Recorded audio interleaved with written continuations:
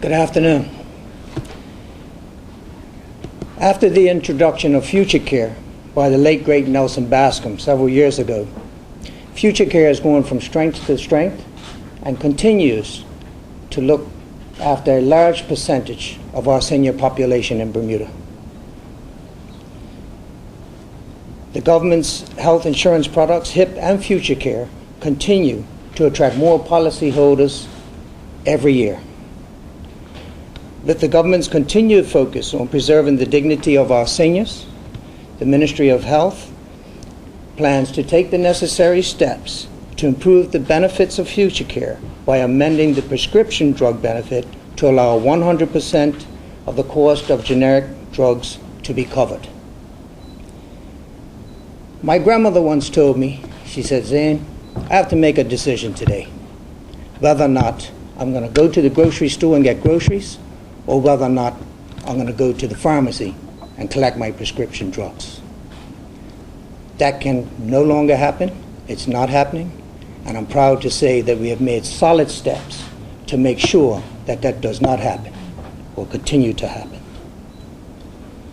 This change will help our seniors afford a high quality of prescription drugs after their lifetimes of hard work.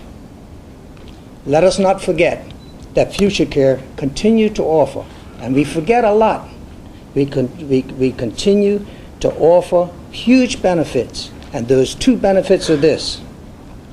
There's no refusal of coverage due to pre-existing conditions for our seniors. No refusal for pre-existing conditions. And of course, the great benefit of no lifetime limits. My personal experience, again, was my stepfather, Lord bless his soul, before he passed.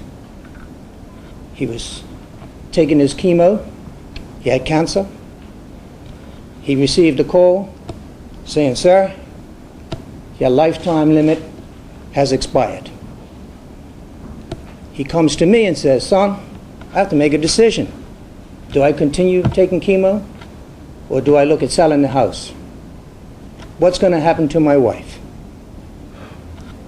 This eliminates that.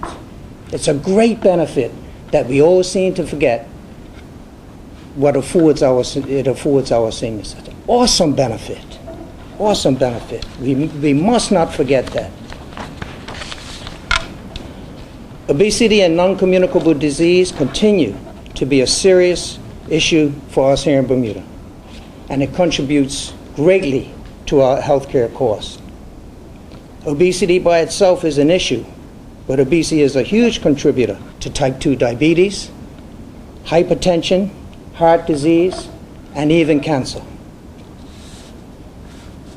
Many say that we have a healthcare crisis in Bermuda.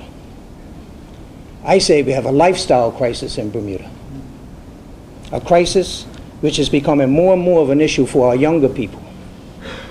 So to that end, and to combat obesity, we will work with the Ministry of Education, as we have done over the last several years, to encourage our children to become more active and to bring healthy snacks and lunches to school. And we'll also encourage our parents and our guardians to let's do the same. Let's lead from the front.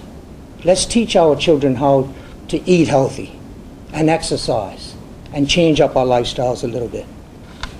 So we must do that. We must continue to lead by example. We have to make time to exercise, Bermuda. We have to. A lot of people say we don't have time. Get up early in the morning, go to bed earlier at night. Go early mornings. Make the time, make the effort. If we want to drop and reduce healthcare costs in this country, we must change our lifestyles. We have to do it. The National Health Plan. Many of you will be familiar that it's well in the works. We have our 6 task groups who have been working very, very hard. We have 72 people on our task groups from a wide cross-section of the community. Health providers, doctors, dentists, lawyers, you name it, we have them. So it continues, and I'm happy to say that soon, very soon, we should have some good information for the public and for Bermuda, which we'll elaborate a little bit more on next week. And I'll finish by just talking about the hospital for a moment.